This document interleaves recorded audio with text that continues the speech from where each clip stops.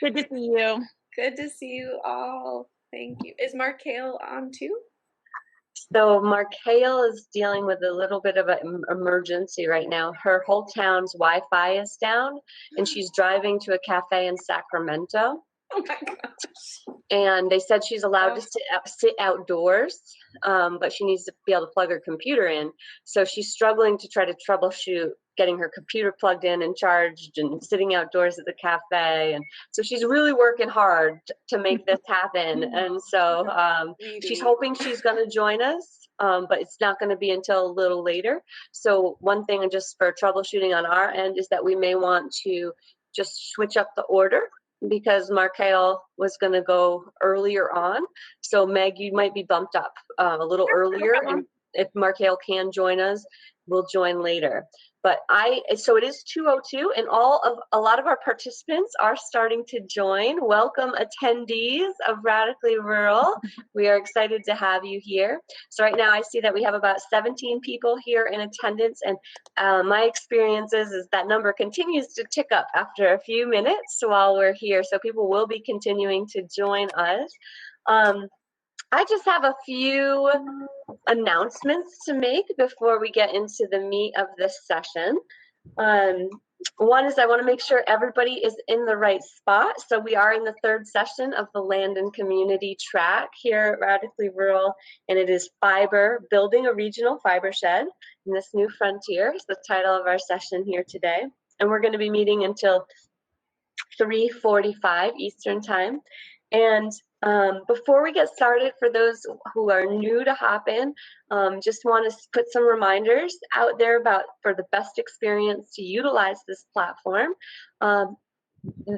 If you want to enlarge the speaker's image or enlarge their slide deck that they're going to be sharing, please hover your mouse over their image or the slide deck image, double click it, and it will be larger.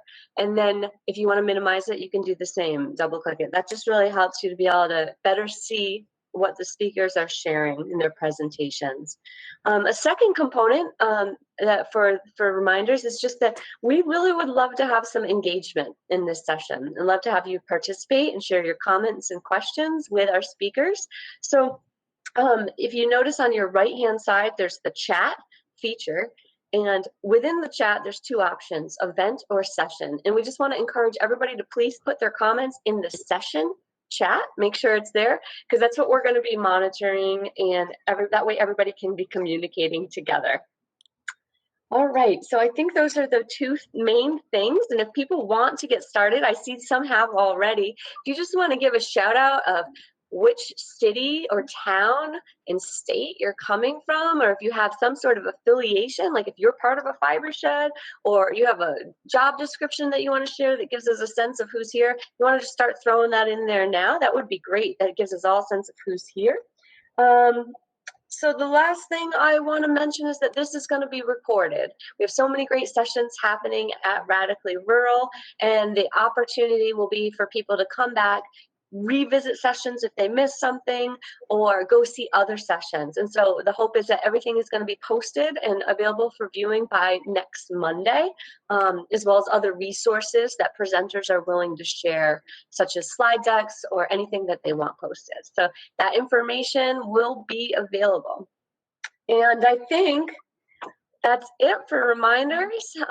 So for the sake of trying to give our presenters as much time as possible, as well as participants, I would like to turn it over to Rebecca Burgess, who is going to be our keynote for this session and kicking off the panel discussion that's going to follow her talk. Rebecca, thank you. Oh, thank you, Amanda, and thank you, attendees. I see so many wonderful folks, some of whom I have a lot of admiration for, who are on this session. And thank you, Meg and Lonnie. And I really appreciate you taking the time for this as well. And so, Amanda, if you're going to stand for a second, I want to make sure that I share my screen appropriately, because Hopin is still a little new. Okay. So I see the screen share line at the bottom. There's a little red one, so I should. Yeah. If you want to click on that, and then you want to go to the middle tab up top where it says application window. The middle tab. It says application window. You click on that, and then as long as your screen has been maximized, the one that you want to share, it should show up there for you to click on and then click share. Oh, do you know if this is the Chrome issue that we had before? So it does need to be able to be done in Chrome or Firefox to properly support it. It looks like you just did a full screen share. I wonder if you cancel it and you go back in. Can I do this? Can you see? No. No. Yes. Yeah. Oh, it did just work. Yes, that was perfect. Okay. That's perfect. Okay. Great. Thank you. All right, I'll go away now. Oh no, don't go. It's okay. Technically, I'm glad this is working. I'm glad you can all see the screen. Perfect. All right. So I can't see you all, but I look forward to our conversation. I'm going to have about a 45-minute presentation, and then Meg, Lonnie, and Markael will present, and then we will have time for Q&A. So this presentation is an overview of the concept of a fiber shed and how our community is deploying that concept in a logistical and community-oriented way. So we have some examples of what a fiber shed looks, feels like in our community. So I'm the executive director of an organization called Fibershed, and we're a 501c3 based out of North Central California. And we represent currently 51 counties in California. So from the Pacific Ocean to the Sierra Nevada foothills, Oregon border, down to San Luis Obispo. That's our geography, our strategic geography. And this is the geography that we focus on to define our textile resource base. So that which clothes you is coming from that landscape that encompasses many microclimates and many community members. And why would we even think about a fiber shed? Many people ask. And part of my reasoning for thinking about a fiber shed is because it's part of basic human needs. We need water, we need food, we need our first form of shelter, which is our clothing, and then we need second forms of shelter, which are our homes. And these are, of course, we need medical care, transportation. There's, of course, a whole cadre of things that sustain human life. But textile and clothing technically is your first form of shelter, and it protects you from the patterns of weather that even in California, as warm and dry as it is critical that we, like I was told by a teacher of Paleolithic skills at one point, she said, even in California, you would die of hypothermia more quickly than you would die of dehydration. Your first form of shelter is essential to the establishment of your health, well-being, and your survival. And we don't often think of clothing in that way. We think of it as very much about looking a certain way, feeling a certain way, but it's also extremely tethered to our survival. So this community of people that you see with little red dots by their name, there was fiber farmers, knitters, weavers, designers, seamstresses, felters, spinners. Originally, this concept was birthed by this community who together metabolized locally grown fiber into textile that I wore for about just over 18 months. And many of the garments I still wear, I wore them heavily, and so they were very worn out by the end of that period of time. But these community members created a prototype wardrobe, and that prototype wardrobe is something that allowed us to understand the terroir, you would say, the connection between our soil and what it looks like on our skin. And that was, again, that was the fiber, the dye, and all the community members were all from this region. And originally the region was 150 miles from my front door. And so this work established a lot of relationships between the farmers and the makers. The work has emerged into a lot more public education like we're doing today. And then we also facilitate some of the investments needed to uplift our regional fiber system. And I'll get into that in a little bit. So why, again, do we do this? I think what I think humanity will look back on this time, if we have an opportunity to look back on this time, and say, why were we wearing so much plastic? You know, we've had such an uproar about the shedding of plastic into our farmland soils, into our marine ecosystems, our freshwater ecosystems. Plastic fibers now are in our hydrologic cycle. Nanoparticles of plastic are now in our vegetables.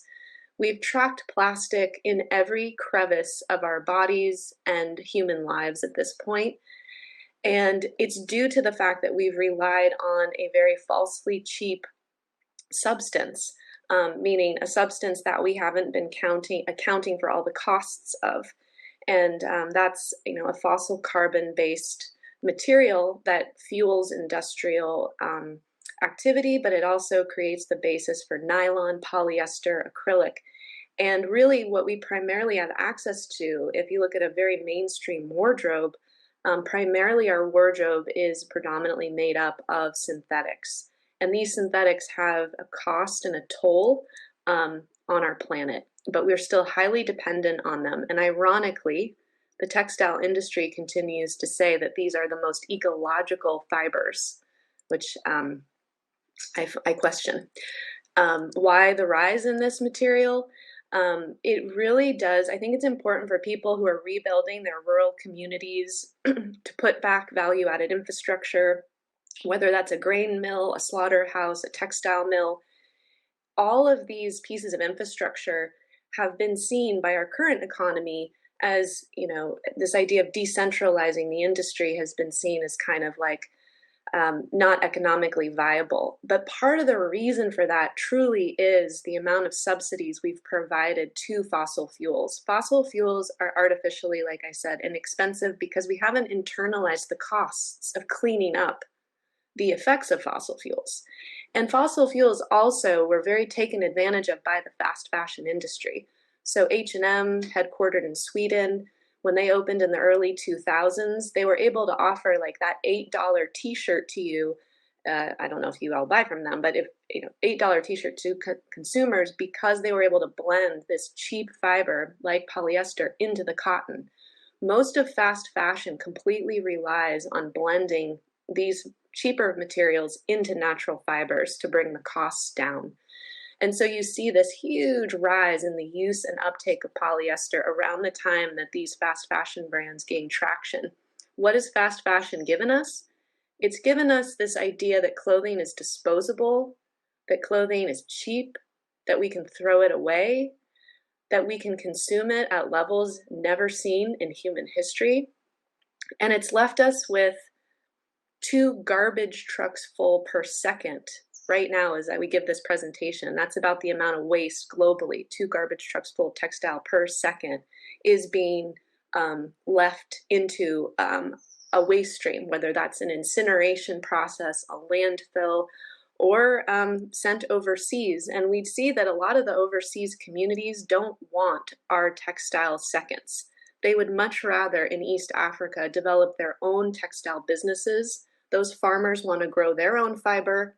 They want to metabolize it, and they want to create their own textiles. They don't want to be flooded with our fast fashion seconds.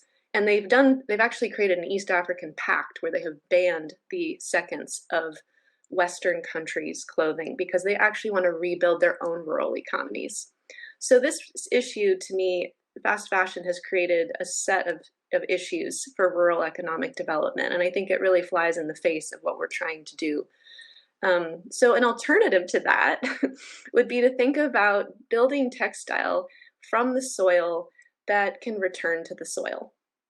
And it's, you know, it's an ancient idea. There's nothing revolutionary about this. This is the way our grandparents and great-grandparents and all the way back have always thought about their clothes. We grow them, we make them, we wear them, we mend them, we care for them, and if they stay in good shape, they're part of the inheritance that our children get. I still have my great-grandmother's wool coats.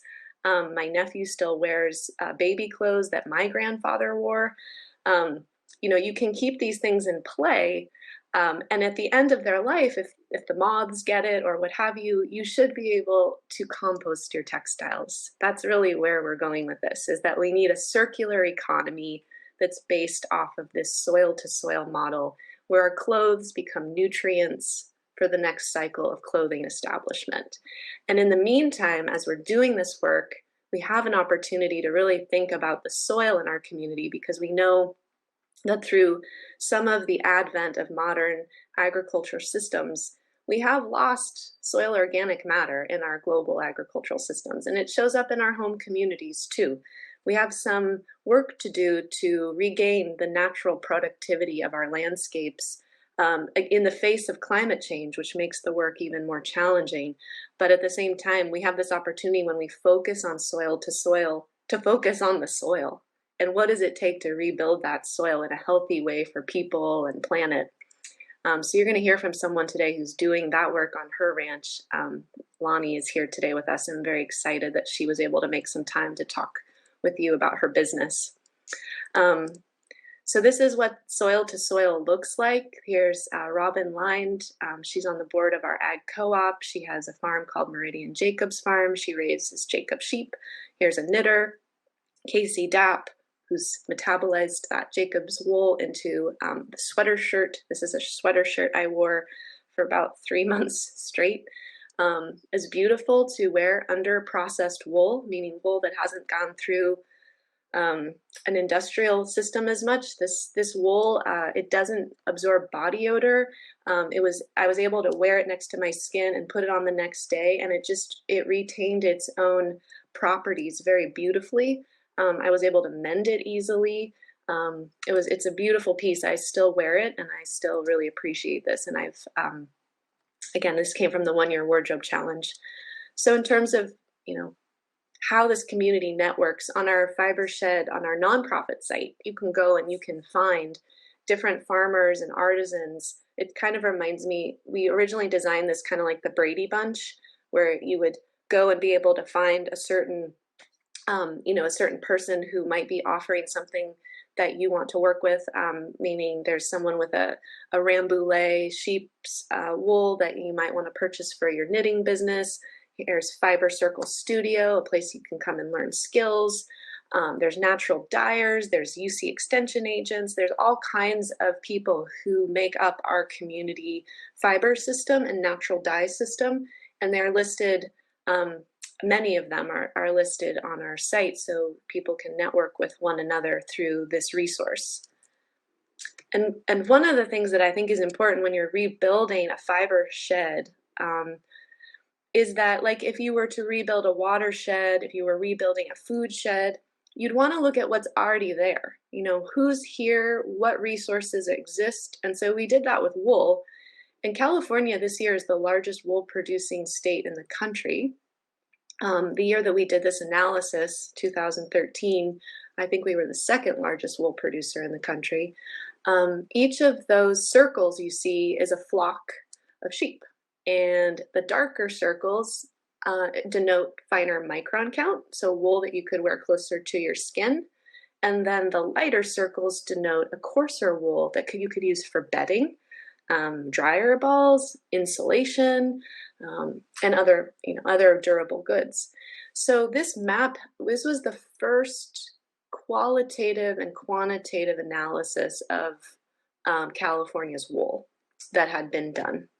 And we did this with some capstone students from UC Davis, the resource extension agents, and we also did it through me cold calling people and finding out if they were interested in taking part. So that's the map we created to show us that, boy, we have a lot of amazing protein fibers, and so much of that is high quality. And just because we don't live near China, where most of this wool is processed, it's hard for us to find ways to get that wool onto Californian skin, because it has to go overseas, and then it goes through a process where it gets mixed with all this other wool. It's very hard to have like a California product at the time. We were realizing we had a resource, but we have very little way to process it. The other thing we absorbed and understood was, wow, California is the largest producer of long staple Pima cotton. We produce, I want to say it's 439 million pounds of cotton per year. And that Pima cotton is is really beautiful for high quality garments. In fact, right now, most of our cotton leaves our state. In fact, I think all of it leaves our state after it's ginned. And it goes to places like Italy. It also goes to China. There's a handful of people starting to make California cotton textiles for California skin, but that's a recent advent. So here's an example of one of the ranches, kind of actually pretty close to where I live. It's about 45 minutes from me. Anderson Ranch is one of the producers who has a slightly coarser wool that's developing a carbon farm plan.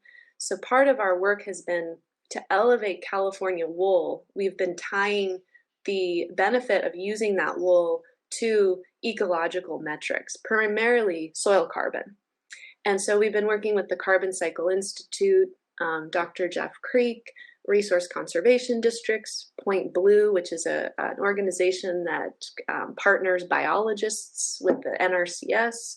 We've been working with a cadre of really wonderful people to help us understand the value that working lands not only offer to the rural community, but the value that working lands have for our global community, meaning this global carbon cycle that's occurring where the earth is taking down carbon annually through photosynthesis, re-respirating carbon during the winter months or the senescent months. This whole carbon cycle has been going on, right, from before humans existed. But how do we harmonize with that cycle? And how do we show the public that agriculture is not just this source of emissions? It's actually a place where amazing drawdown of carbon can occur, especially when we focus on that. So we've been designing these plans to help showcase the opportunities that these working lands have to become a force to mitigate climate change. And here's an example of some of the work in California that's, I would say it's a little bit novel in that we are starting to see a growth of young people who don't necessarily maybe own their own land, but they want to be connected to a rural community, and they may not be able to, again, afford to enter into agriculture in ways that we might have a few generations ago. So they're moving animals through systems owned by other people. And contract grazing has been around for a very long time, but what we see in this situation is contract grazing is being now seen as a benefit to the vineyard systems who were formerly using things like Roundup or a lot of mechanical or heavy fossil carbon mowing systems. The sheep can replace that, and on 1 acre of land, you can provide a business model for two enterprises. You have the winemaker, you have the contract grazer, you have wine, you have wool, and you have lamb all coming off 1 acre. It's a very stacked function project, and we're really excited because we just finished some work with UC Davis to show that these landscapes that are managed with sheep hold significantly more carbon in the soil than those managed by mowers, and way more carbon than those managed by herbicides. So sheep, again, in these landscapes show great ecological benefit. And why, again, this is kind of for those of you who are looking to rebuild kind of an understanding for your customer. If you have a business that's trying to describe the value of your wool or of what you're producing, your textile, a lot of us are desiring to have our businesses thrive as artisan makers. And I was mentioning earlier that the textile industry has influenced people's mindsets quite a bit about what is sustainable and what is not sustainable. And one of the ways that the textile industry has been defining sustainability is through designing these life cycle assessments. And these are ways in which we try to understand impact. I mean, doing a life cycle assessment on its own accord objectively is a very good idea.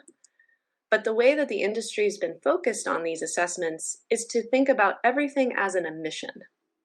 So everything's putting those GHGs, that's greenhouse gases. And so everything's about methane emissions. Everything's about nitrous oxide and carbon dioxide going up. But what the industry has not yet completely embraced or even tried to deeply understand is that our working landscapes are not just sources of emissions. If you choose to actually measure the reality on the ground, the working landscape is also a place where CO2 is brought out of the atmosphere and into the working landscape. When we bring more carbon out of the atmosphere and we draw it down into plant life and soil health, the soil pool, we also increase the water holding capacity of those soils. So they say, through the Marine Carbon Project or research project in my home community, by dusting a half-inch layer of compost out on a rangeland, an unirrigated, grazed system, we were able to see by year 2 that those soils were holding 26,000 liters of additional water than they were before this little dusting of compost. The compost, what it did is it created a slow release fertilizer that allowed the plant life to grow longer into the dry season. So there was more photosynthesis happening, which meant more root structures, and it meant more oxygen pockets in the soil were opening up because those roots were alive for longer in the season, and there was more liquid carbon being fed to the microbial and fungal communities. So we saw that once we put a little compost on the system, the soil carbon pool started to gain more carbon every year. We saw 2,000 pounds of additional carbon coming into the soil every year. And every year, that one application of compost set in motion a 30-year sequestration. Every year, 2,000 pounds of carbon came in per acre per year. And every year that soil was able to hold 26,000 liters more water per acre. And what that meant is every time it rained, the soil could hold that much more water. The water then percolated down into the aquifer. Another rain event would come. More soil water holding capacity allowed more water to go into the aquifer. So we actually worked with USGS and a set of hydraulic scientists to look at this. And we were seeing that like agriculture has an ability to help us increase surface water flow and has the ability to help us recharge aquifers across landscapes where we see a lot of depletion. So we don't always give credit to how much water that the working landscape is helping us bring back into the system. And we're not giving credit to the working landscape for how much carbon it's bringing into the system. So we took the science of the Marine Carbon Project and we worked with some architects and engineers. And in 2014, and this was some time ago, we did design theoretically what it would look like to process all of California's wool in a system that ran off of geothermal, wind, and solar. We would use living machines, biological factories to clean the effluent from the wool washing, move that water back out onto the landscape. So this mill, in its full breadth, would cost approximately $26 million. So the social impact investors we were working with at the time said, food is really hot right now, but we're not sure we want to invest $26 million in fiber.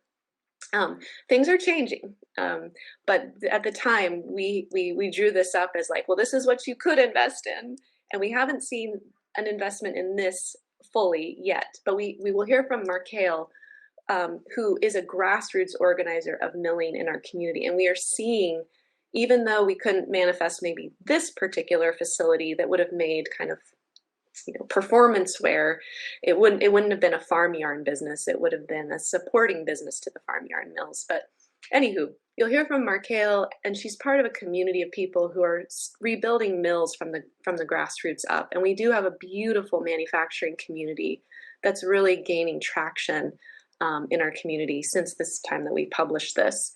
And when we went through the whole life cycle assessment of what it would mean if we did run everything off of renewable energy and we did support our farmers and ranchers to receive a price premium for their wool, enabling them to do more on their landscapes to draw carbon out of the atmosphere, we actually could create a textile that is responsible for the removal of carbon, meaning, I don't know if you can see my cursor, but bar graph number 7, what that is that's a wool t-shirt that's responsible for taking out of the atmosphere 37.3 kilograms of carbon. I don't know, 75, 80 pounds of carbon out of the atmosphere. And this analysis includes once you purchase the t-shirt, if you were to wash it in cold water and line dry it. So even through the use phase, we could still continue to see the benefits to the climate if we care for our clothing in a certain way and we buy our clothes from a local mill, and then we also help ranchers and farmers and support them in their work, which is so valuable to build up their soil. So this comparison was, we compared a wool t-shirt to a set of other options, and we saw we could bring the footprint down of our wool textiles considerably just by adding renewable energy, but nothing really showed us what was possible that was beneficial to the climate until we married the regional economic piece, the local milling, with the carbon farming. When you marry those, when you have the mill near the farms and ranches, and you allow people to live and work in a community, we even noted the transportation miles of the people working at the mill and how close they would have to live and work. When you actually put everything tightly together in a community, that's when you start to see the climate benefit. So for those of you listening who are advocating for policies in your home community or your state, I just want to advocate that if you need content or data from us, if we can be helpful, a lot of climate planning is done at, like, as we know, the UN level or the federal level, the regional level. You know, we don't see a lot of support for economies rebuilding themselves. We don't see a lot of support, climate dollars going to decentralizing our systems. But yet that's exactly where we need climate dollars to go. We need them to rebuild our regional, local economies and all the value added infrastructure needed so we can make our own things in our hometowns. So Valley Oak Wool Mill, you'll hear from Markale soon. I've added a picture of her mill. I don't know if she'll be at her mill today. I don't think so. I think she's going to be elsewhere. So just want to make sure you could see that. We have another mill up on the California-Oregon border that works with our coarse wool gatherers in Montague. They make bedding. We have Houston Textiles in Sacramento, California, an emerging project that's just starting to truly stabilize itself as a business this coming year. Ryan rebuilt beautiful old American looms, and he's been weaving on those looms and making beautiful textile in collaboration with Lonnie Estelle and with other growers in our community. Here's an example of our color-grown cotton. Here are examples of climate beneficial wool from Lonnie Estelle's ranch. Some of it dyed in black walnuts. Some of it left the color of the sheep. Some of it dyed in indigo. That's indigo that I grew. Some of it dyed in oak galls and indigo. And some of it went to, and I think Lonnie might talk more about this, but we did see the benefit of partnering with a larger business as well. So the North Face has been a really wonderful partner, and they've made a beanie and they've made a coat from Lonnie's wool. Beautiful pieces of clothing. Here's just a piece that shows what our naturally colored wool can do, wool that rarely gets to become part of the industrial system because it's not white to begin with. Here's just some of our cotton done on a beautiful knitting machine by a woman named Mariah.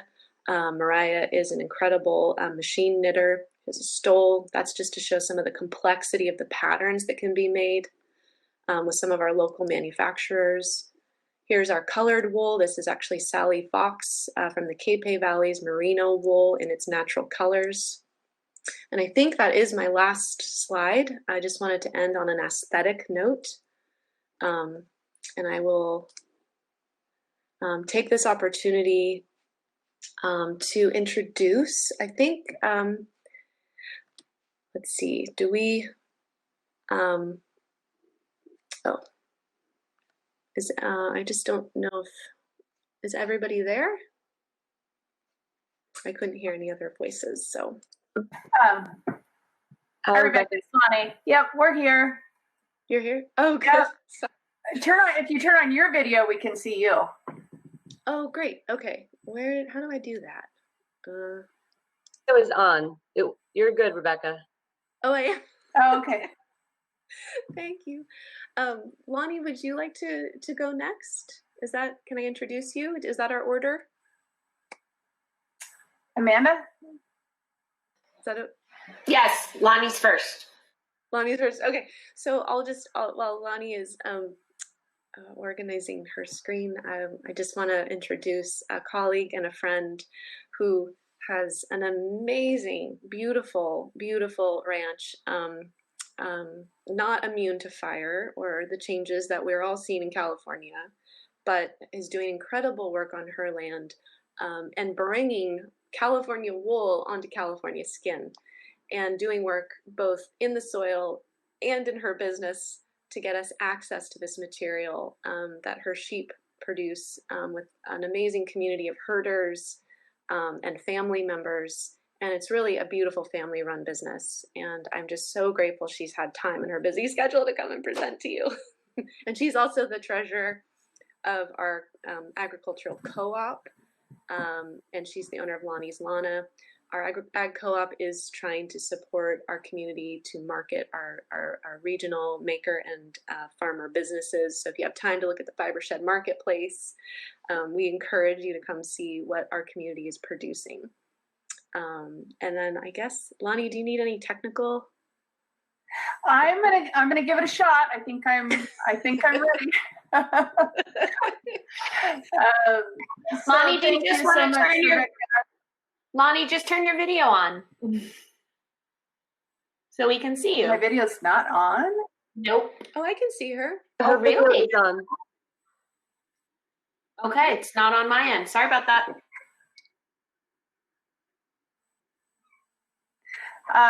Yeah, same thing was happening to me earlier. You said Rebecca was on, but I couldn't see her, but now I can. So I don't know.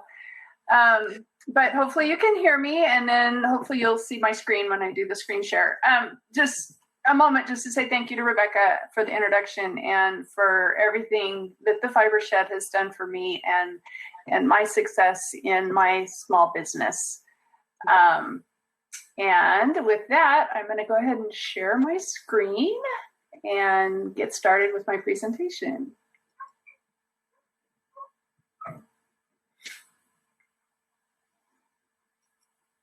Maybe.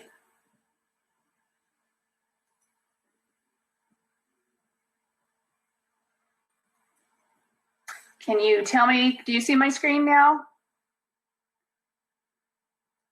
It's actually slide 13. I want slide 1. This is Lola. I'm not seeing it. Some folks in the chat are, some folks aren't. Okay, that's interesting. Sorry to have it at the end. While Rebecca was speaking, I was practicing. Okay, so tell me what you see. Still some see it, some don't? You're muted. I only currently see Rebecca. I can see Lonnie, I can see my screen, I can see Meg and Lola's screen and Amanda's screen, but I'm not seeing the desktop, Lonnie. You're not seeing my slideshow. Okay.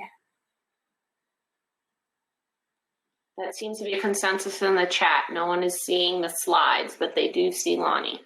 Amanda, are you around? Are you able to do Lonnie's slides? Okay, I'll just cancel this slide, the screen share, and try again. You can try that, Lonnie, and if not, I'm going to set your slides up as a backup, and I can share them, and you can cue me. Okay, hopefully mine work, because I added a few. We go application window, right? Yeah.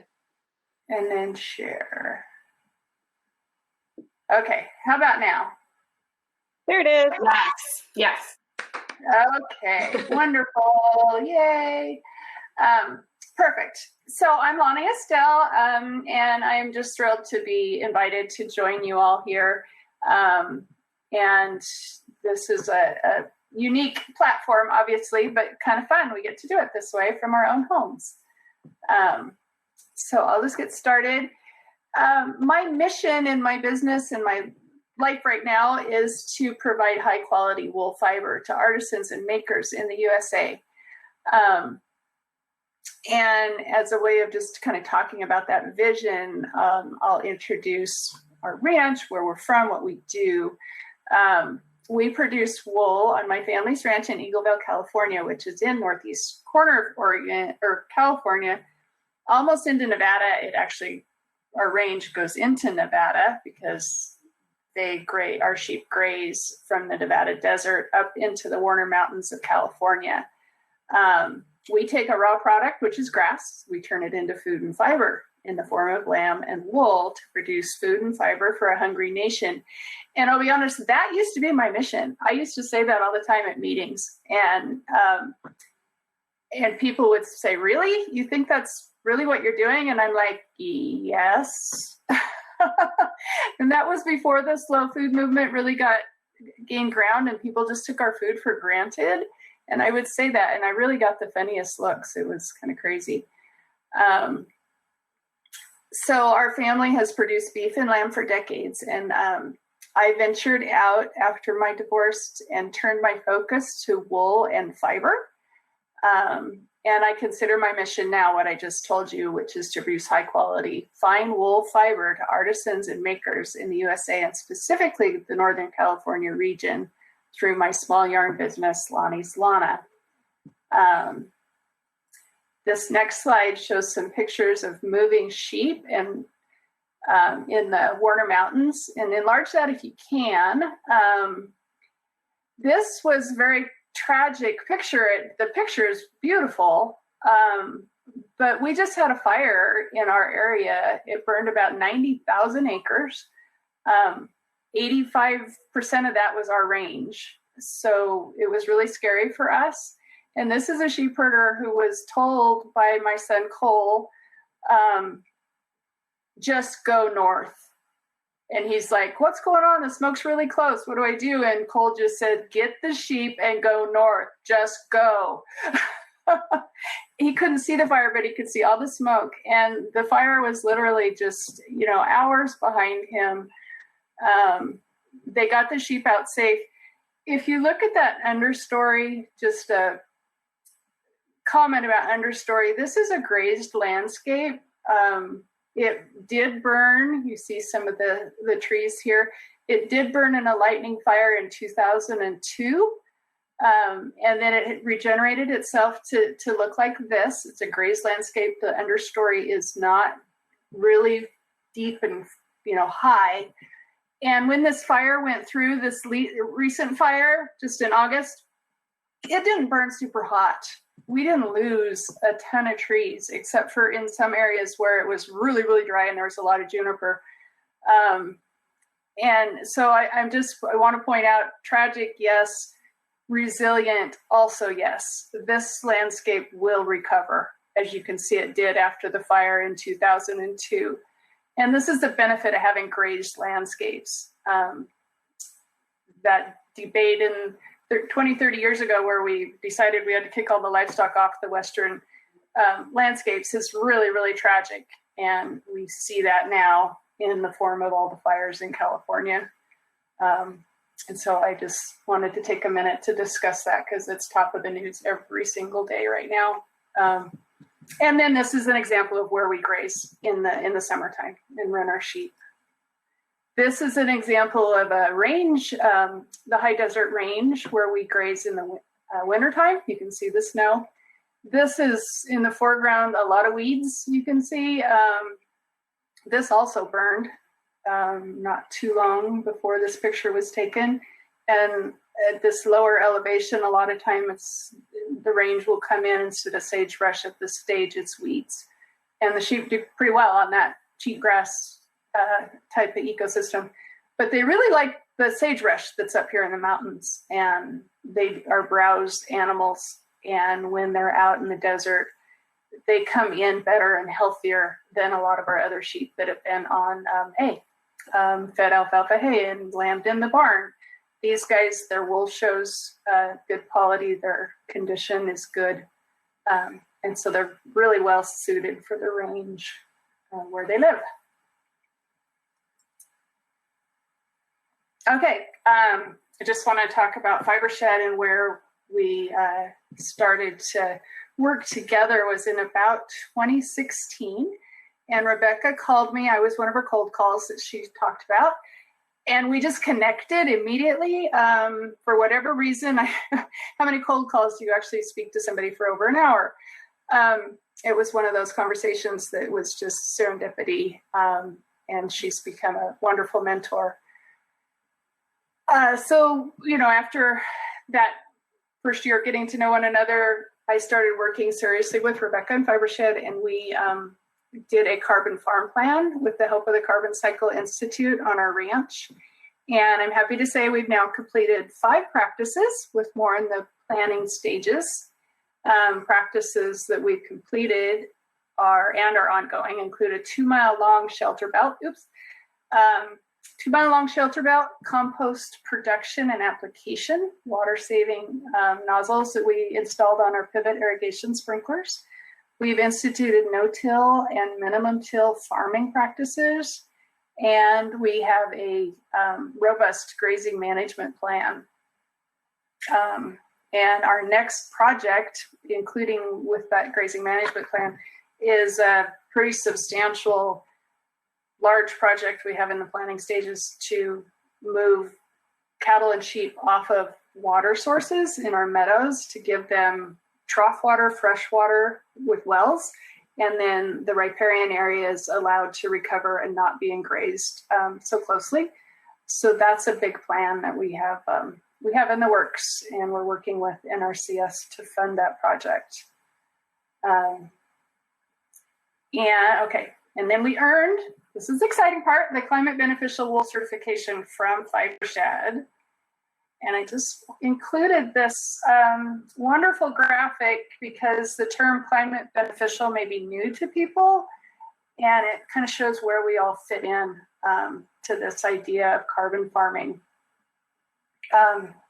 If you apply your compost, and that could include your natural fiber clothing, to your land, it helps to draw down carbon, sequesters carbon on the farms, and increases water holding capacity. We use fiber animals to graze, and they manage that growth of and improve the soils as well. They provide us with fiber, which I take and put that fiber, I process it into yarn and then fabric. And then it is sold in some cases to brands. And we can talk about that just a little bit. Rebecca had some great pictures of my North Face project. I was actually given a grant from the North Face of $10,000 to start our carbon practice of composting. And that kind of kicked into a partnership that's been pretty solid for the last 3 years. This year, COVID kind of derailed it, but hopefully we'll be back on track next year. But the brands buy my wool, and then that enables me to get into the bigger mills because a good chunk of my wool is going into a larger brand, and then I can run my smaller yarn business with that lower cost of being in the bigger mills on the East Coast. And then we create these beneficial textiles and garments through not only the big brands, but what I'm selling to smaller artisans, and which is truly my heart customer. I just love to be able to sell to artisans who can make things and start businesses of their own. The brands have donated money back in various ways and to a carbon farm fund, which then provides money to go back into more compost. I'm going to stop right there. Does anybody have any questions about that? It's kind of a mouthful there.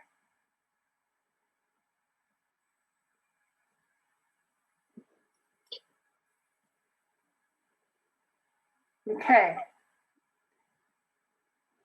Just another minute for connection issues. Okay. So my next slide there is, I just said a rural business is born. This is my smaller day-to-day business that I do. I said I sell some yarn and raw comb top to some brands, But really my day-to-day is at Warner Mountain Weavers, and it's a great little store in Cedarville.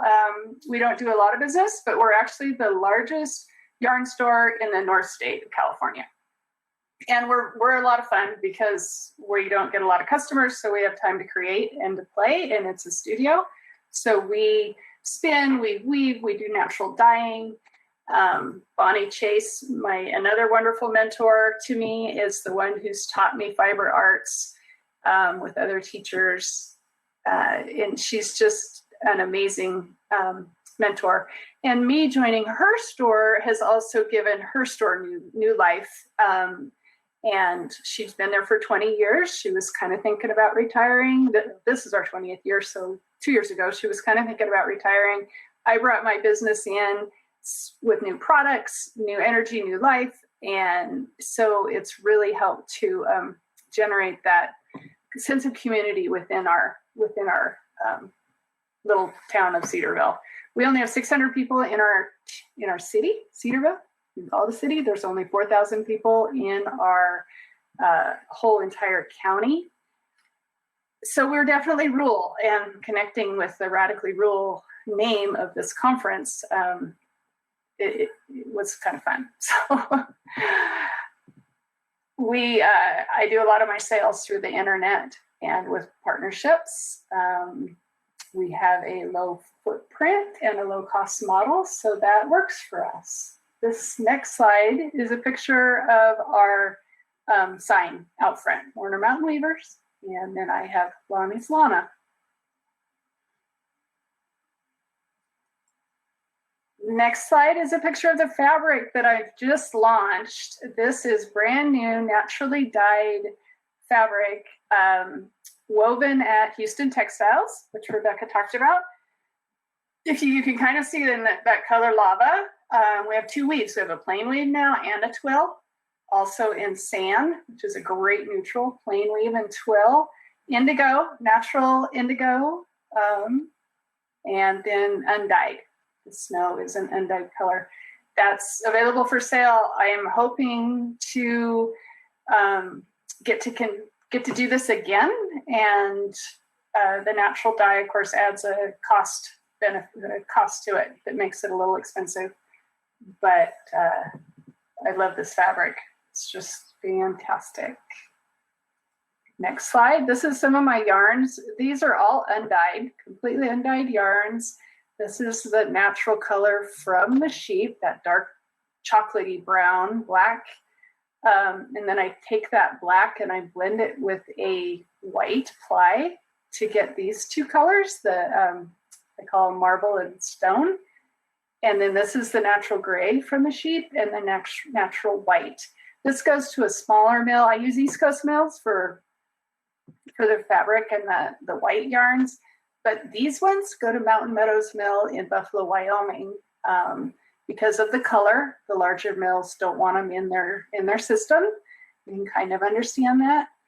So I'm thrilled to work with the smaller mills and want to try out the California mills as well. I don't use Markale just because she has a little different system and doesn't comb. I want my yarn to be combed, and that's a little bit technical, but there is another mill in Northern California, Mendocino Wool and Fiber Mill, that has combs. So hopefully I can start doing a little bit of business with them.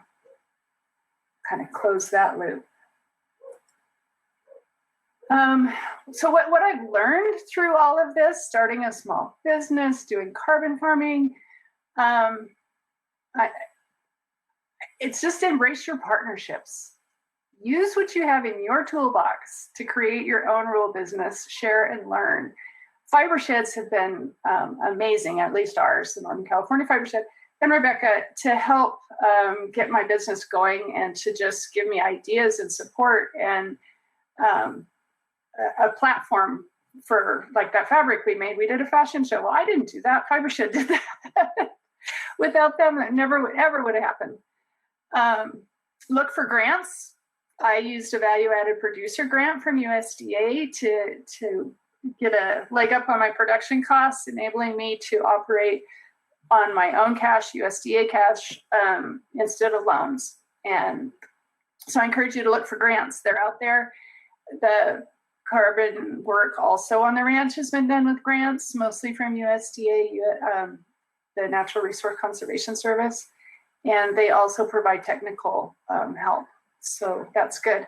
Another one that I thought about not putting in and then I did is, this has been important to me, have a secondary source of income. If you're a couple, if one person has a job in town, some say that it can be a distraction from your main business, which would be the yarn and the wool. But the income from my accounting side business and my Airbnb has sustained me when business was slow. The other thing I've learned is pay yourself. I take $1,000 a month, whether my business made money or not. And the reason I do that is because I just want to pay myself so that if my business isn't making at least enough to pay me that very reasonable salary, I probably shouldn't be doing it. And I don't ever want to get in that situation where I can't pay myself that modest salary. And then I would, as it grows, I can hire other people and branch out, do more things. But yeah, that's one thing I would encourage you to do. Creating business is hard work. Don't expect it to be easy. Look for partnerships. Use what you have. Have that secondary source and don't give up. So thank you. This is my contact information, my business, Lonnie's Lana, Fine Rambling Wool, and my website, lonnieslana.com. So I'm going to stop sharing. Thank you, Lonnie. Rebecca, just so you know, Markayla is on and has limited batteries, so she should go next. Awesome. Okay. Thank you. Beautiful job, Lonnie. So grateful that you are in our Fibershed. Yay! And another Fibershed community member who is critical. We call her like the funnel, the mills. So Markayla Williams is the owner operator of Valley Oak Wool Mill. She has graduated from the California College of the Arts, and perhaps unlike some of the other graduates from California College of the Arts, where actually I do also teach, she has gone on to lead a life as a manufacturer in a world where that has become very rare. We are incredibly grateful for her and just are happy to have this time to hear from a business owner who is supporting so many people to create farm yarn in our community. Take it away, Markayla. All right. Gosh, wow, what a whirlwind. Can you hear me okay? Yeah? Okay. Yes. Okay, cool. Yeah, just weirdo day, but I'm in an extremely not rural place for speaking to rural people, I suppose. Anyway, yeah, so forgive me if there's trucks and like ding dong noises of people going in and out of this cafe, but the Wi-Fi was down in my town, so I had to go into a bigger town where it wasn't down. Anyway. A rural problem that we can all understand. Yeah. Luckily, I didn't have to travel an hour to, I'm not that rural. So I am located in Woodland, California, which is fairly close to Sacramento. My mill isn't even super rural. I'm kind of nestled between the towns of Davis, you might have heard of UC Davis and Woodland. Yeah, so my mill used to be under a different name, and they were open for about 30 years. If anybody has heard of YOLO Wool Mill, I worked for her for about 7 years, and then I worked for a time for a mill in Arizona, and I learned everything on the job. I wasn't necessarily ever dreaming of having my own mill someday, but probably after a few years of working there, it entered into my mind like, oh, maybe I could own this place someday. The owner was fairly elderly at that time, and it just kind of became more and more a reality. Like, wow, whenever I told my boss, like, whenever you don't want to do this anymore or can't do this anymore, I would love to continue this on. And it didn't quite work out the way I thought it was going to. She actually did have to close down her mill, and I wanted to start a mill in our fiber shed because people knew me already. I already had that piece of the puzzle figured out of business. Like I didn't have to really go out and find customers because people knew my work from when I worked there. So I was like, I have to try. I just have to, and I regret it. I regret it my whole life if I never took this opportunity that was kind of in my lap, like I'm positioned to have a mill in this area because now this giant limb of our fiber shed has fallen, and like if nobody picks this up, it probably could be replaced, but it would take years to replace what the skill that I had and the opportunity that was there. So it took a lot of work. I mean, I still don't exactly know how it happened, but I started working with a woman from the Small Business Development Center in town. They have a lot of free classes. They also give you like free startup advice.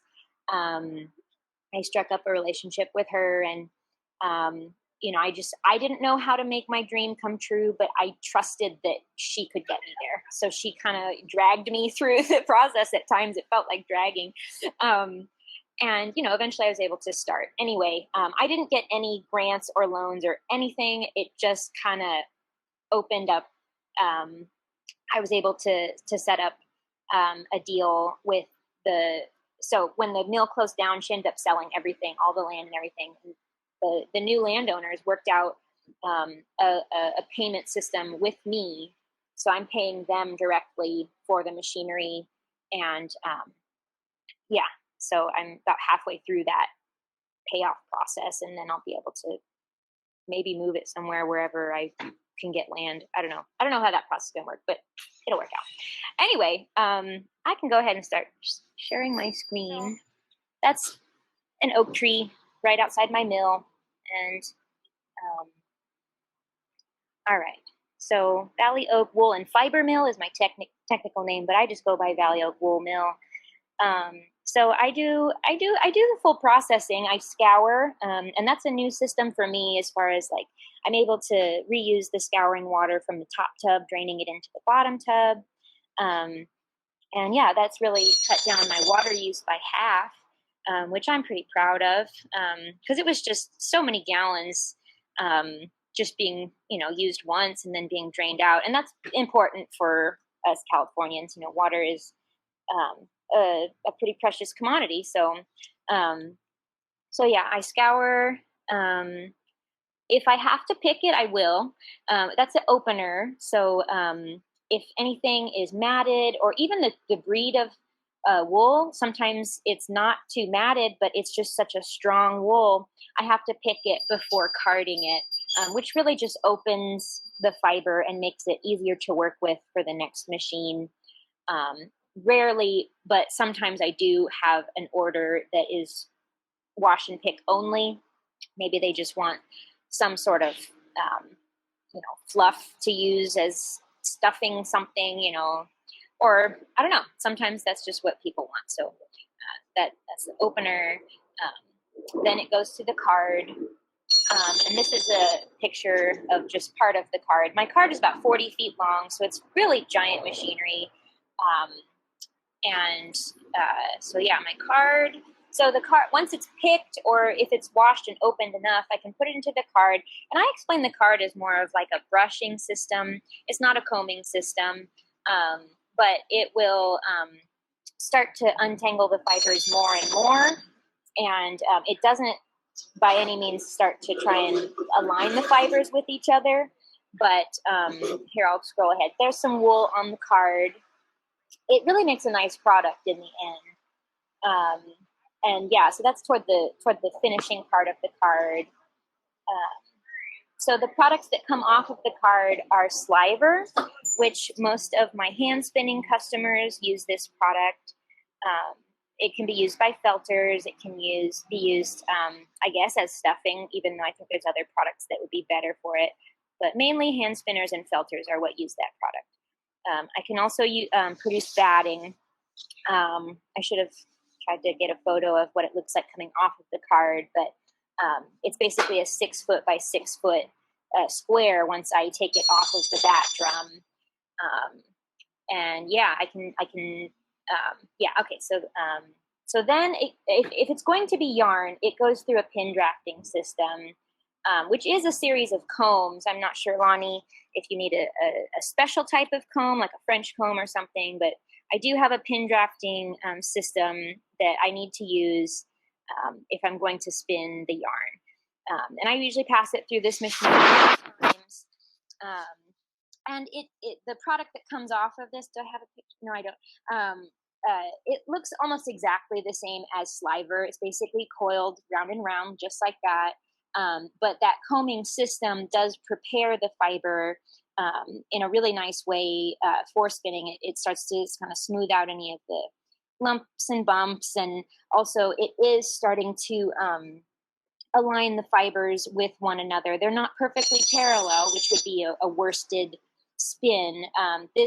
My yarn is semi-worsted, so it's not woolen straight off the card going to the spin, but it's not worsted either, where it goes through a French comb and every fiber is perfectly parallel with one another. So this is semi-worsted, and anyway, then after this step, it goes to my roving frame, and yeah. What do I say about this? Well, I spin my yarn here.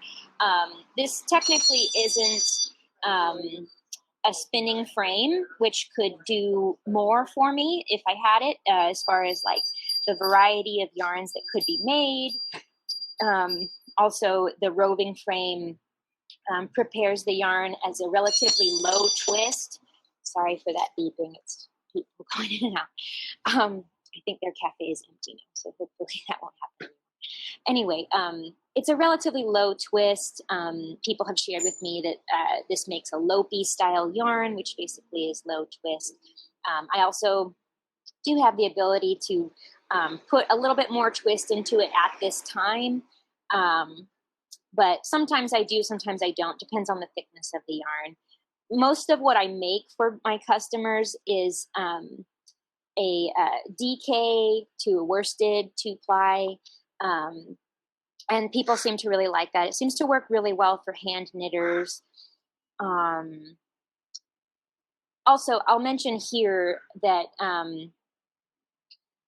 almost everything that I do is processing for someone that will then take that product that I make and resell it. Probably half of my customers resell what I make.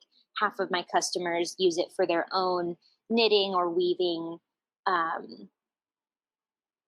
For their own crafts.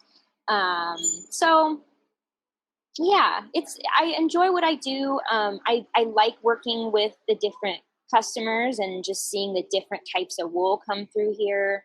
I think I've worked with probably 30 different, almost 35 different wool breeds. I'd say most commonly what I work with is I get a lot of Wensleydale, which I have to blend wool with because it's so hairy and slippery. It doesn't like hold together through the machinery. So if they're okay, like the long wools, if they're okay with me blending some other kind of wool with it to help it move through, then I can process it for them. I do a lot of California Red. I do a lot of Navajo Churro, Corriedale, Shetland, Romney.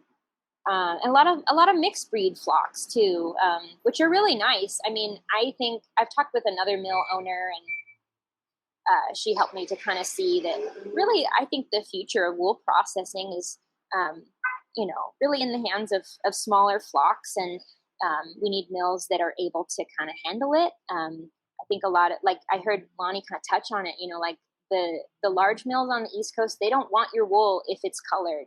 And there's plenty of amazing colored wool out there. It's like there's the national standard of like what they think is garbage and what they will handle. And if it doesn't meet your requirements of X, Y, and Z, they don't want it. They don't want it on their premises. It's a contaminant. And I understand, like they have to have their requirements to make their system work. But there's a lot of other amazing stuff that's being turned away or unprocessed, and I'm happy to be able to serve that need. And yeah, I think it's pretty cool. I would love to be able to you know, have more I guess more ability to be able to produce more types of yarn, or maybe even higher volume. But I don't know. I guess for me, this is what I have, and I'm definitely working hard to make this machine as a business. I'm trying to make this go, because it's what I have. You know, like I can hopefully achieve that someday. But for now, I'm starting here, and we'll see where it goes. So after here, so this makes a single ply yarn. After here, if the customer wants a 2-ply, maybe a 3-ply, I don't do a lot of 3-ply because each single ply I can't do really thin. So, you know, if they're willing for a 3-ply, I could do it, but as long as they know that, you know, it'll be a thicker yarn. So, okay, single ply on the bobbin. Some people do order that. 2-ply. So I hang up the single ply bobbins, and then they you know, pull 2 strands from one bobbin, and it twists them both together and onto one bobbin. Yeah, the two strands are being twisted onto one bobbin, and then from there, okay, so that's 2-ply on the bobbin. From there, it goes to the skein winder. I still have to get it off of the bobbin before giving it back to the customer. So this machine will pull the strands, you know, round and round, get them off of that bobbin, and then I don't twist up individual skeins anymore for people because that was like a day or two's worth of work. So I'm twisting up bundles of about 5 skeins each. But still, you know, that's a nice spectrum of natural colors that person had. I think it's, you know, pretty nice like that. And I do a lot of the maintenance myself. I don't have anyone on staff that does that. I did hire someone finally earlier this year. Up until then, which worked for a time.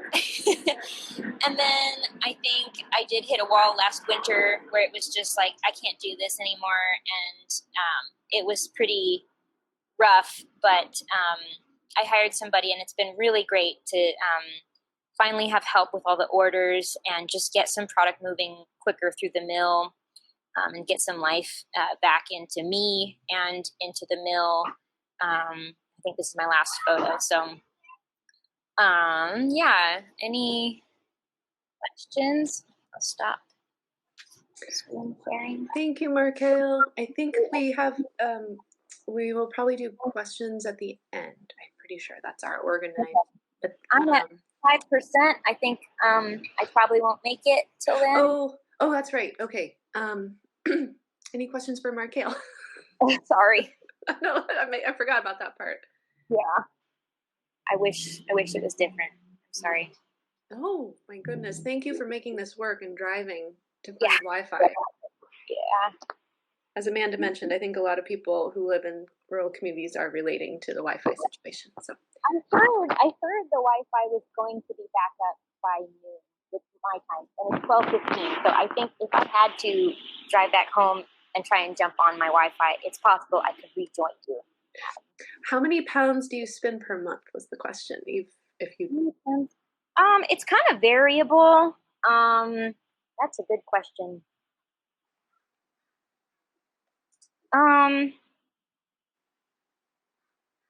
Let's see here. I'm trying to think back.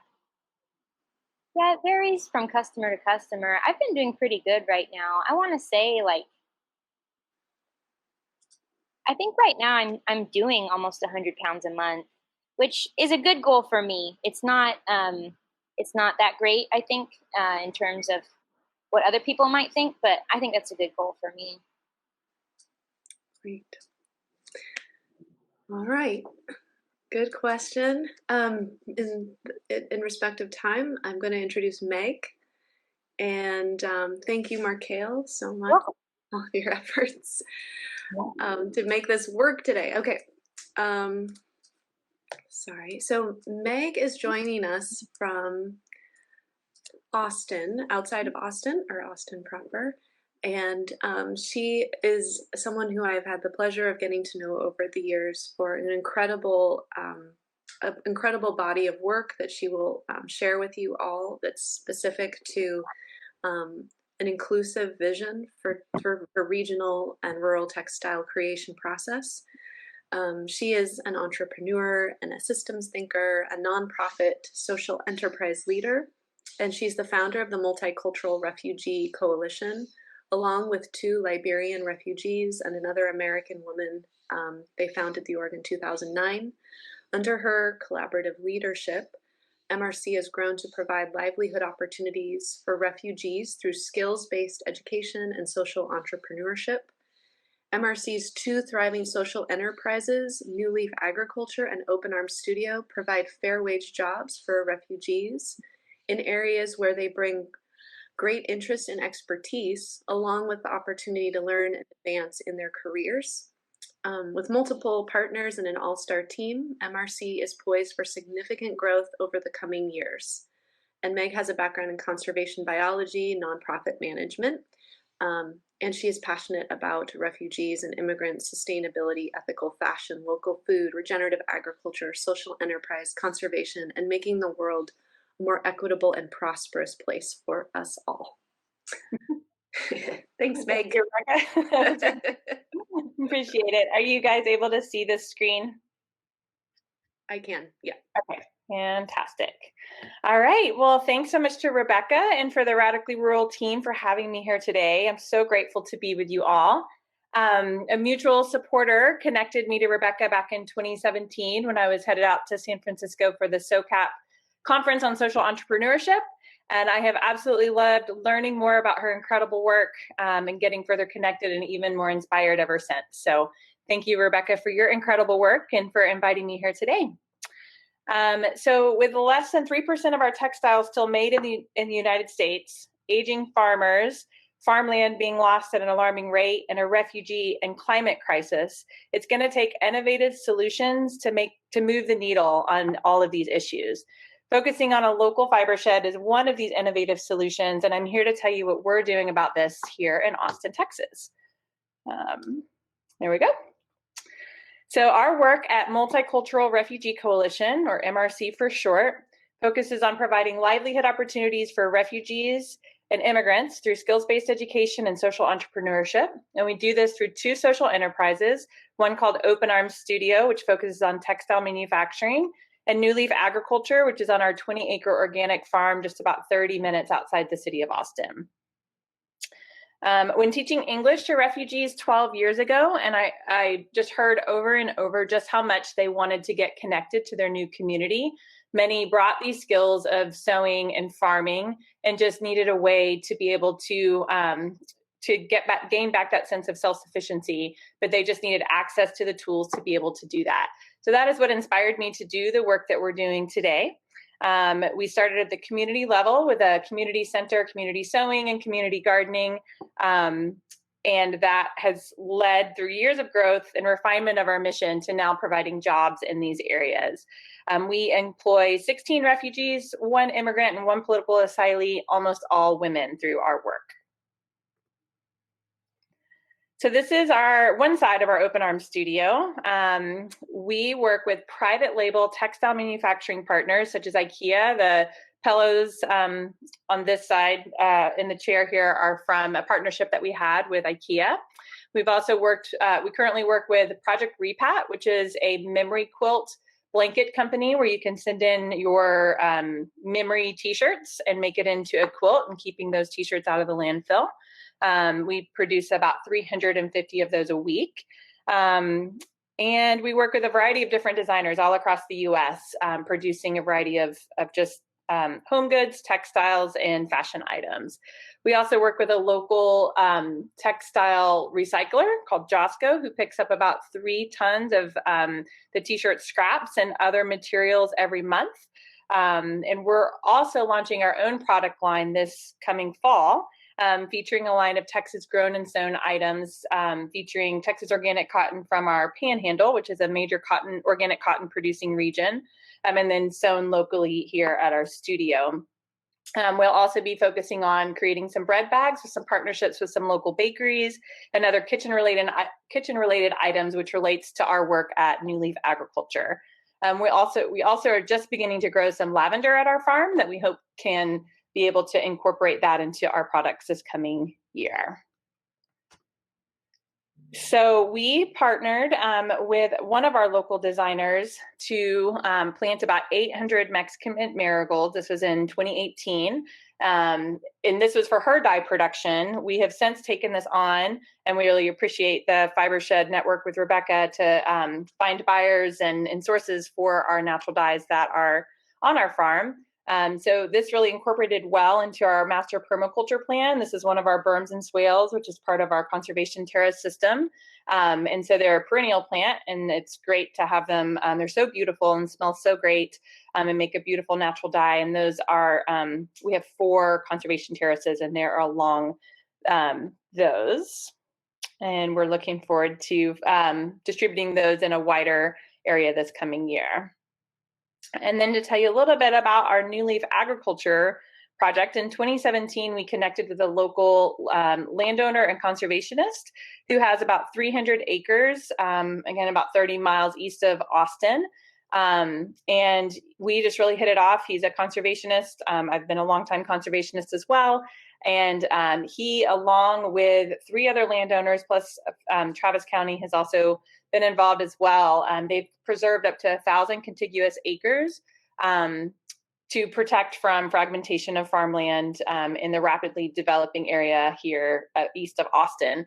It's become an area that is ideal for affordable housing, because Austin itself has gotten so expensive, but it's also an area of great farmland value. And so we really appreciate being able to partner up with his group called the Wilburger Creek Conservation Alliance.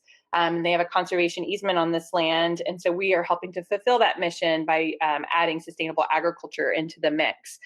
They are in the Wilburger Creek watershed, which has 3 creeks that flow into the Colorado River, which is the main river that flows through Austin. And their main mission is to protect the water, wildlife, native plants, grasses, and productive soils in rural communities. So we were perfectly aligned, and we're so grateful to be there. And we designed our farm with a master permaculture plan. And so some of what that includes are the conservation terraces, which I shared earlier, where the marigolds are located. That is a system of berms and swales that captures up to 40,000 gallons of water and preventing it from complete runoff. We have perennial fruit trees for shade, wind blocks, and fruit for our CSA and our farmers markets. We've got irrigation ponds developed on contour and provided then into drip irrigation for the farm. We have permanent raised beds and little to no till practices using our BCS walk-behind tractor. We use intercropping for plant diversity, crop rotation, and cover cropping, and a mix of perennial and annual agriculture. And we're also in the process of developing alley cropping as our berm plants continue to grow. We have pollinator habitat with at least 60 beehives on property. We have composting and mulch methods. We have rainwater ponds, native trees, and prairie habitat. And our planting area is located within wind breaks, mitigating pesticide drift from nearby conventional farms.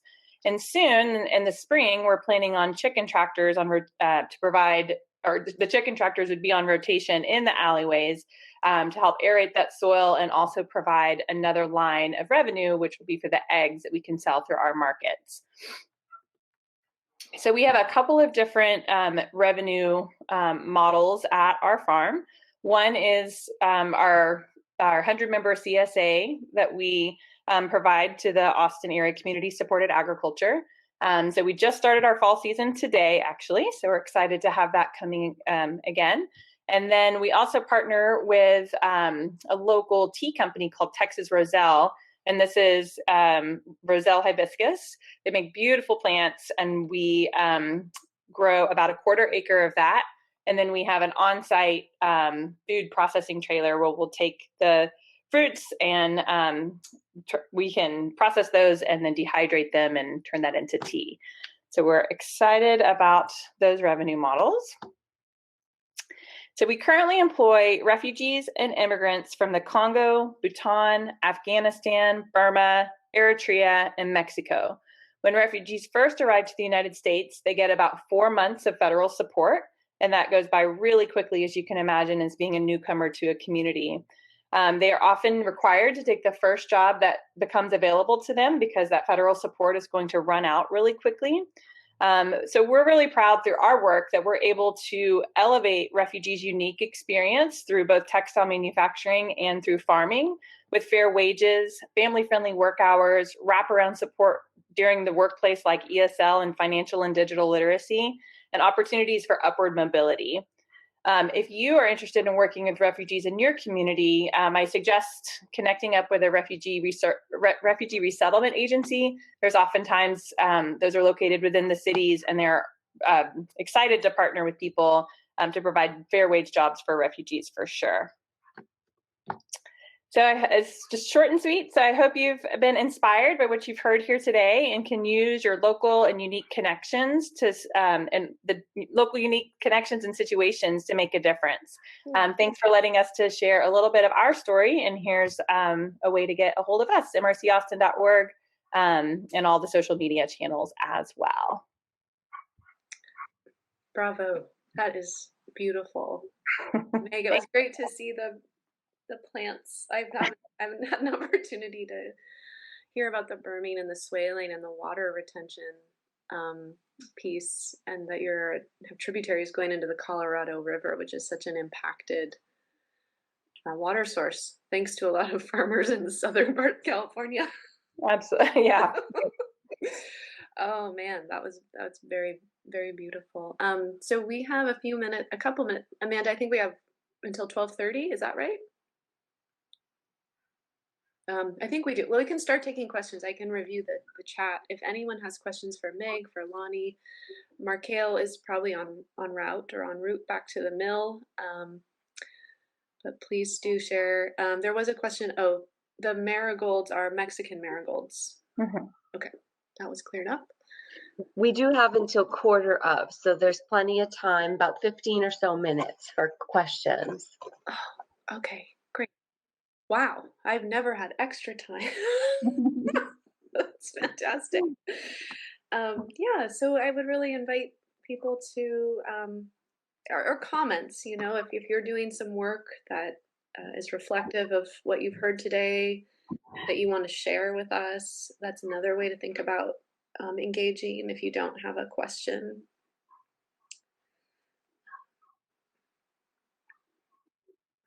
Let's see. Well, if we don't have any questions coming in right now, I guess I have a question about, you guys are doing amazing work, each and every one of you that spoke today, and I'm so inspired.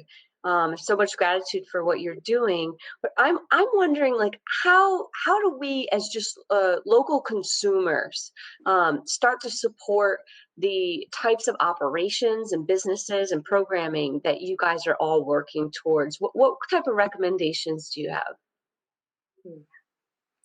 Meg and Lonnie, do you want to jump in on that? I would just say community-supported agriculture is a great way to connect. You get to fund the farm ahead of time, and that's really helpful, and then get some great locally sourced vegetables. So we've really enjoyed that model, and we look forward to producing our own items so that we'll have something else for people to engage with as well. When we focus on private label manufacturing, it's a great business channel because it helps fuel the employment that we want to do. But it's not as accessible sometimes for people to tap into if they don't want a designer bag or that kind of thing. So just making sure that you can support those local efforts with outlets to do so. Thank you. one question from Jamie Young would like to hear more about people, small businesses doing natural dye work for small scale production of textiles. And I know that each one of us has an interesting, probably perspective on the need for more dye businesses that are really growing American dyes for use, and then more facilities to have natural dyes be able to be applied. Oh, and Lonnie was going to talk about the community supported cloth. I can describe that as well. So just going back to the original question that Amanda asked, and then maybe we will jump into the natural dyes, Meg, because I know there's some marigolds.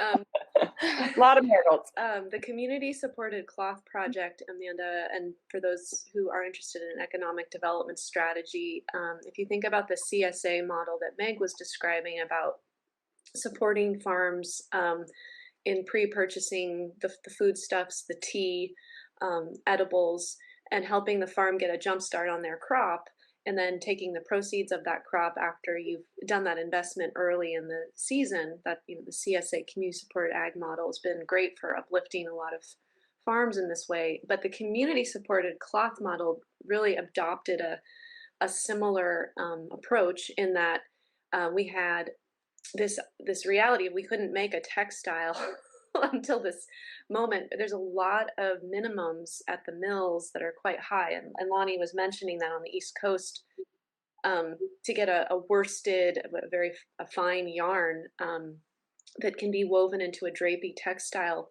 you have some high benchmarks in the milling system to get into some of those mills. And so one of the ways to help fund the supply chain was for the community to actually pre-invest in the supply chain process through a community supported cloth model. And I think I'm forgetting a little bit about all the details, but I feel like we sent a lot of people, they had access to swatches at our local symposium, so people could touch what the cloth felt like, and they could see the design of the cloth, and it was undyed, and then they could invest in the cloth and buy their yardage, and then that helped pay for the movement of the material through the supply chain. And a lot of people made beautiful things out of community supported cloth. We also, on the back end of everyone getting the cloth issued, the community documented, we had just like good social media connectivity with people who'd made garments. And so it built a community on many fronts. It helped our community materialize textile. It also helped designers finally have access to something that they hadn't had access to from our local farms and ranches with an American supply chain. It was all very novel. Okay, so Lonnie, does that cover community supported cloth?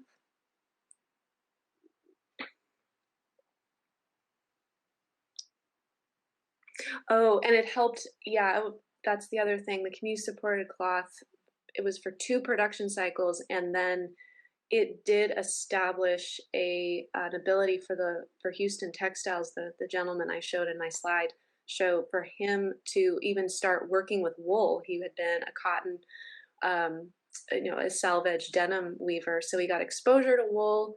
Our mill got kind of their chops in how to work with this material, this yarn, and it helped him expand his mill. So the capital investments were there for him because he had orders, and they were like, oh, so if we give you this loan and you've already got the orders, then we can ensure that our loan will have a payback plan, or close, at least the time horizon doesn't look like so far off. So some of that meeting the community at a pinch point is what pre-investments can do, which that project did.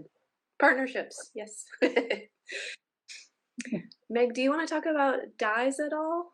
And then, well, we also have pomegranates that we're growing. They're not ready yet, but that will be another dye source as well. For us, we're just looking for partners who want dyes, naturally grown dyes, like the marigolds at a large scale. So Rebecca, I know you had connected us to one of your partners in Seattle, and we're looking forward to continuing that. But if anybody's interested in talking to us about growing dyes, we'd be happy to talk further. Our co-op is is looking and evaluating how to expand. Some of the yarn businesses don't have enough access to our locally grown dyes, and you're someone I have in mind for if we could expand some of our parameters to use dye outside the area. I was really excited for some of our dye work to be potentially done with the mass that you are creating. Yeah, that would be great. We'd love it. Cool.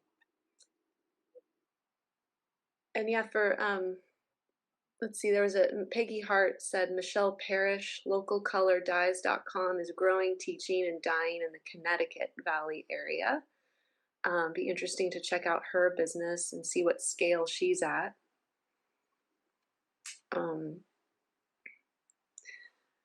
Yeah, I think a lot of the work just, when you focus on what a community has and and elevating what's already in a community, that's one part of it. And then you realize there's certain things you don't have at all. We call it white space. Oh, we just don't have that. And we need that if we're going to make this work. And Lonnie's saying my natural dyes are done in-house with wild gathered dye stuffs, garden-grown coreopsis, and black-eyed Susans. Plus, we use Swan's Island yarn for natural dye production. So at the scaled-up level, if you see the Lonnie's Lana textile, which I just purchased, it's gorgeous. I highly recommend buying this textile. The colors in that were Swan's Island natural dyes. But we don't have, in our home neck of the woods, we don't have a Swan's Island. We also don't have any scaled up, like beyond what, Lonnie, you're gathering in the garden and along the roadsides. We don't have dye farms like what Meg has. So that's a white space in our community for sure, is natural dye farming. Yeah. Any other? So filling in white space, I'll just finish that idea while we're waiting for questions. Sometimes your business opportunity is in filling a space that isn't occupied but fits a critical link in the chain. And so if you're looking to how to develop in your community a service, obviously that's kind of innate. People would naturally do that. Oh, I see this need, so I'm just going to fill it.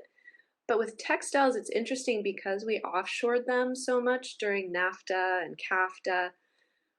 We've kind of forgotten what that chain even looks like, or we don't have a lot of textile and natural dye literacy. It's still evolving for all of us, including myself, what machinery is needed, what the throughput of that would look like, how many people could that machinery serve. All those questions are ones that you start unraveling when you start to look at what it would take for our community to become more textile literate.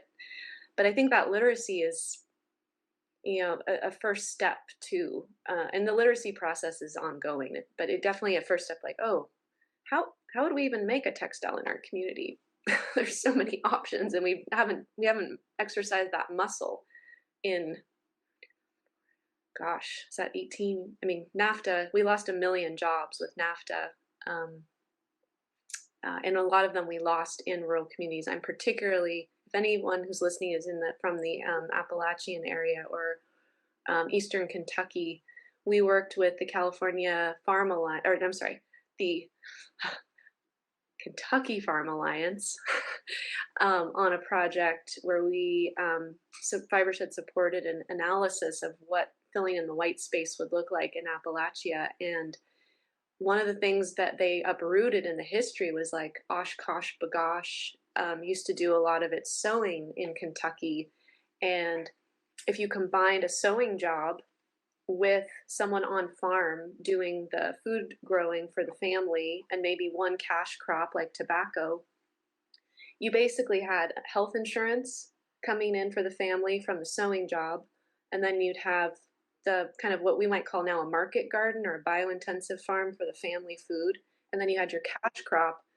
And it was really interesting to see that when that one corporation left, how it crippled so many aspects of how farming even occurred at the small scale. Like, can we afford to even grow our own food anymore? Do we have enough stability for one person in the home to focus on the cash crop? Do we have enough stability because, oh, we lost our insurance? I think what American corporations kind of need to think about here, well, who knows? We need a system that considers how intertwined these jobs become in people's households, and a kind of a sensitivity for that. So as we rebuild, as Lonnie was saying, you know, keep a job over here, make sure you've got diverse income streams. That's always, as far as I can tell, it's always been the tap dance that you're doing to keep it all going. And Lonnie says we scaled up with larger plots for her dyes, and now they can dye 3 to 4 pounds of yarn at a time, and that has been a big help. And she's going to try to dye the fine yarns herself for the machine knitters and weavers.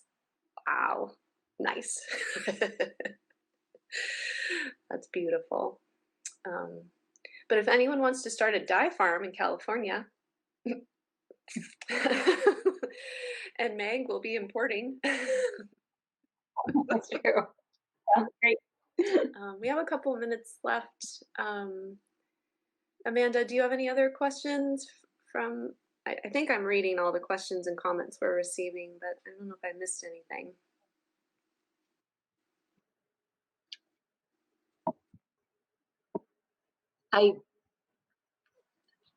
I don't think we've missed anything either that's coming in so far. I just really appreciate what you guys are doing, and it's very interesting, you know, this whole concept of what consumers can do, what business owners can do to sort of make this shift. I think a lot of people aren't considering the environment and economic impacts of their clothing choices, and so any further advice that you guys have, I think would be very interesting to just share with folks who would like to see more of this happening in their region.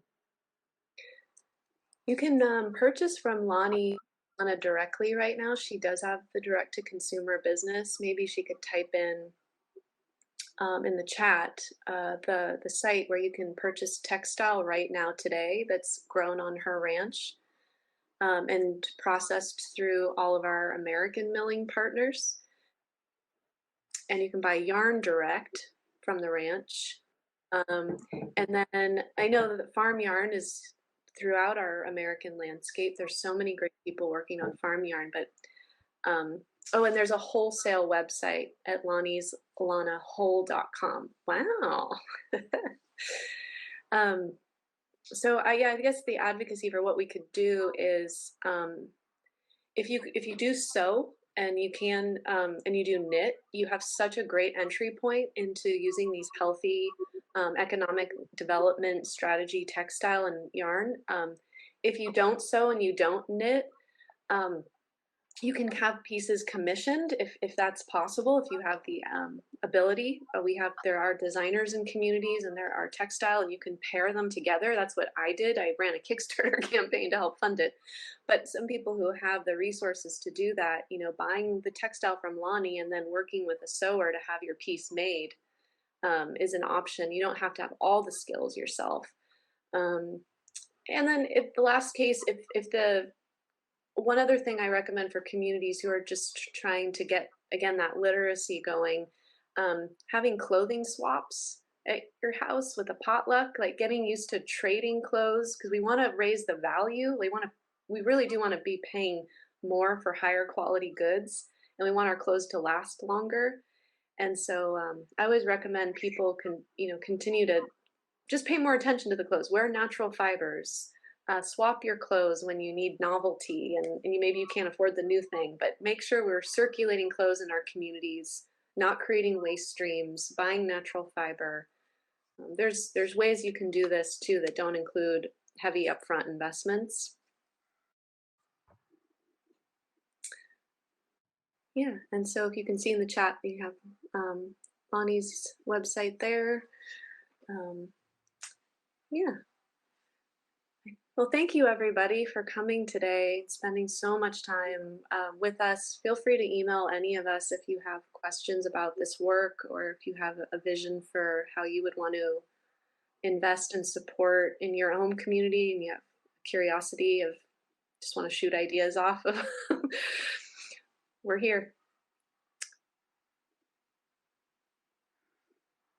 Thank you all so very much for being on the panel, and thank you everyone for attending today.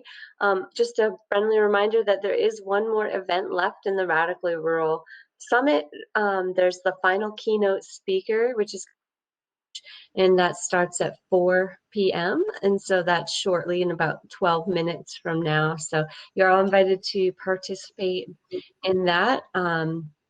Really excited to do more on my own, to try to shift my own purchasing. And I liked Lonnie's, one of her final comments there is like, one garment a year is a good goal for people, just to start small, make those decisions. And I mean, just to even thinking about, you know, the plastics that you brought up in the beginning, Rebecca, and sort of like, that's, some of those things really are mind-blowing. So whatever we can do are steps in the right direction. And I appreciate all of the investment of time and resources and dedication that you all have to really make this a possibility for people. So thank you for the education today.